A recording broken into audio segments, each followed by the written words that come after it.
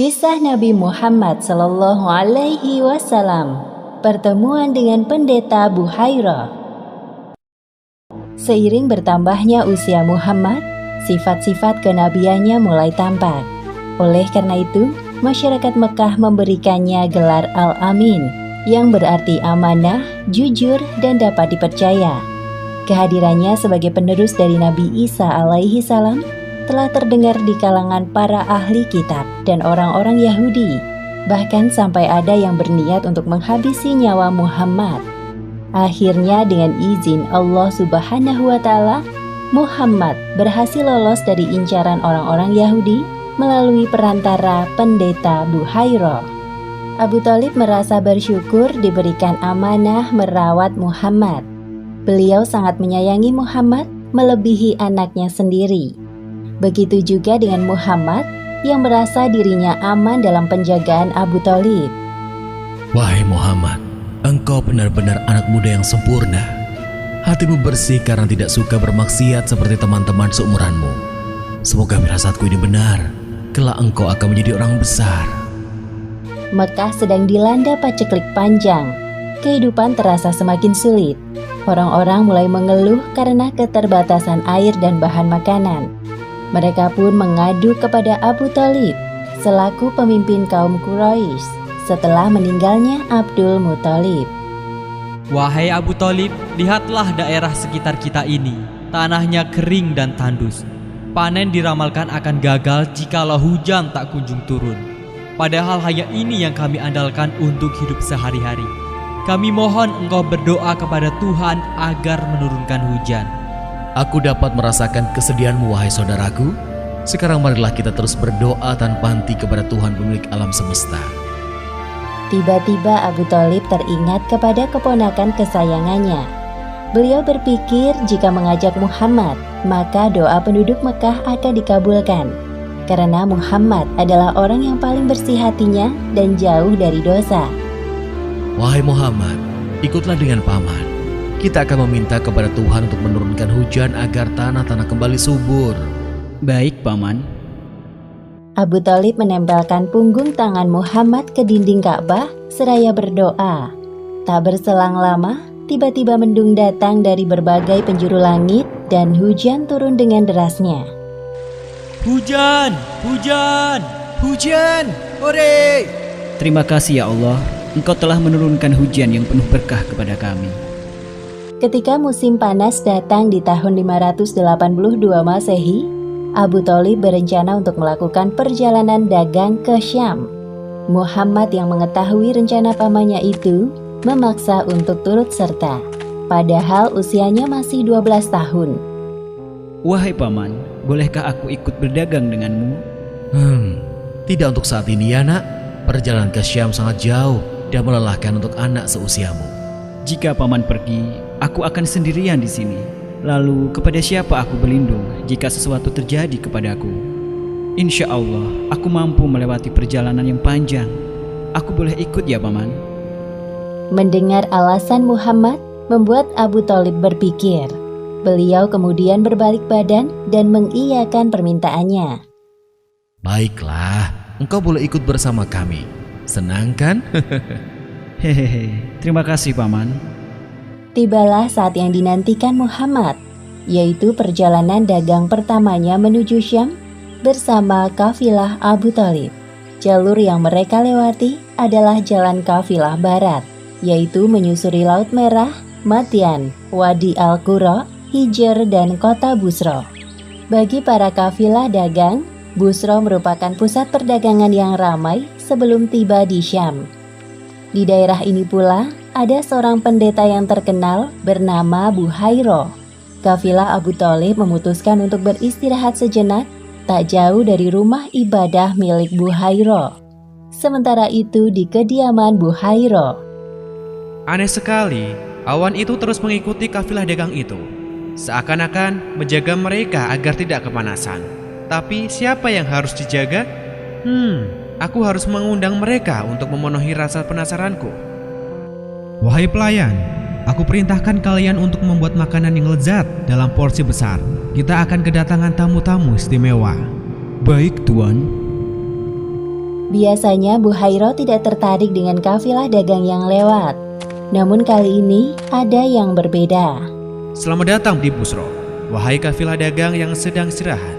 Tanpa mengurangi rasa hormatku, aku ingin mengundang kalian semua untuk makan bersama di rumahku. Tentunya, aku telah menyiapkan banyak hidangan untuk mengisi kekosongan perut kalian. Wah, sungguh mulia niatmu wahai rohib. Padahal sebelum ini kami sering lewat rumah ibadahmu. Namun perlakuanmu kali ini sungguh ramah. Apa hari ini istimewa bagimu? Ya, dan kalian semua adalah tamu istimewaku. Ayo, mari masuk ke dalam. Semua orang kecuali Muhammad masuk ke dalam rumah Buhairo. Hal itu dikarenakan tugasnya menjaga perbekalan kafilah. Setelah mengamati para tamunya, Buhairo merasakan ada kejanggalan. Wahai saudaraku, semua makanan ini sungguh lezat. Semoga kalian menyukainya. Namun, apakah semuanya telah hadir di sini? Engkau tenang saja, Buhaira. Perut kami cocok dengan jenis makanan apapun, asalkan halal. Untuk keamanan perbekalan, kami ada satu anak laki-laki menjaga di luar. Para kafilah itu saling berbisik-bisik. Mereka mulai membicarakan Muhammad. Kasihan sekali anak muda itu. Ajaklah kemari menikmati hidangan istimewaku. Tenang saja, aku akan perintahkan pelayanku untuk menjaga perbekalan kalian. Baiklah, aku akan memanggilnya. Buhairo memperhatikan Muhammad dengan seksama dari ujung kaki hingga kepala. Setelah selesai makan, barulah kemudian Buhairo mengajak Muhammad berbincang. Wahai anak muda, kemarilah, aku ingin berbincang denganmu. Apa yang hendak Tuan tanyakan kepadaku? Insya Allah, aku akan menjawabnya. Tanpa sedikit pun menyia-nyiakan kesempatan, Buhairo menanyakan banyak hal kepada Muhammad, seperti postur tubuh sampai posisi tidurnya. Setelah melihat tanda kenabian di punggung Muhammad, Buhairo menghampiri Abu Thalib. Apakah Muhammad itu anakmu? Iya, dia anakku. Engkau berbohong. Dia tidak pantas memiliki ayah yang masih hidup. Iya, kau benar. Maksudku, dia anak saudaraku yang aku rawat seperti anakku sendiri. Adikku dan istrinya telah meninggal dunia beberapa tahun lalu. Ketahuilah, keponakanmu itu adalah nabi terakhir penerus Isa alaihissalam. Ialah utusan Allah bagi penduduk bumi. Hah? Dari mana engkau mengetahui hal itu? Wahai Buhairo, tunjukkan padaku buktinya. Kemudian Buhairo menjelaskan tentang pengetahuan yang dimilikinya. Sebenarnya, sejak kalian tiba di Aqabah, tidak ada bebatuan dan pepohonan pun, melainkan mereka tunduk bersujud. Mereka tidak akan sujud, melainkan kepada seorang nabi. Aku bisa mengetahuinya dari tanda nubuah yang berada di bagian bawah tulang rawan bahunya yang menyerupai buah apel. Kami juga mendapatinya di dalam kitab kami. Mendengar apa yang disampaikan oleh Buhairo, raut wajah Abu Thalib mendadak berubah dari bahagia menjadi cemas. Lalu apa yang harus aku lakukan sekarang? Saran dariku, kembalilah ke negeri asalmu. Di sini tidak aman, terlebih lagi Syam. Aku khawatir orang-orang Yahudi yang telah mendengar berita ini sedang mengincar keponakanmu itu. Segera saja Abu Thalib menyuruh beberapa pemuda yang ikut bersama rombongannya untuk menemani Muhammad kembali ke Mekah. Benar saja, selang beberapa waktu setelah Muhammad pulang, datanglah 3 orang Yahudi bernama Zurair, Daris, dan Tamam. Mereka menanyakan tentang anak muda dengan menyebutkan ciri-ciri seperti Muhammad. Aku tidak mengerti apa maksud pembicaraan kalian. Tidak ada anak muda yang singgah kemari. Hanya sekelompok kafilah dagang yang terdiri dari para laki-laki dewasa. Sudahlah Buhaira, jujur saja kepada kami. Engkau pasti juga telah mengetahui tentang kedatangan anak muda utusan Tuhan itu, bukan? Wahai saudaraku, anak muda itu bukan orang sembarangan. Ada Tuhan Allah yang menjaganya. Dengarkan aku baik-baik. Kalian tidak akan menang melawannya jika memang tujuan kalian untuk menghabisinya. Sudahlah, bendam niat buruk itu dalam-dalam. Untuk apa kita melukai tangan kita yang suci ini demi sesuatu yang buruk, saudaraku? Setelah mendengarkan penjelasan Buhairo, para ahli kitab itu membatalkan niat untuk mencari dan membunuh Muhammad. Di kota Mekah, Muhammad tumbuh menjadi seorang pemuda yang nyaris sempurna.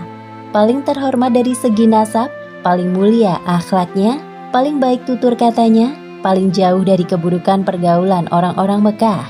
Sehingga semua orang menjulukinya Al-Amin, karena Allah Subhanahu wa Ta'ala mengumpulkan padanya segala hal-hal baik.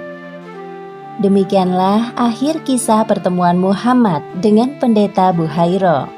Hikmah yang dapat kita ambil dari kisah ini adalah Allah Subhanahu wa Ta'ala memberikan perlindungan kepada Muhammad dari kejahiliahan penduduk Mekah dan orang-orang Yahudi, bahkan sebelum beliau diangkat menjadi nabi. Hal ini sesuai dengan janjinya sebagai Tuhan Maha melindungi orang-orang yang beriman. Wallahu a'lam bishawab.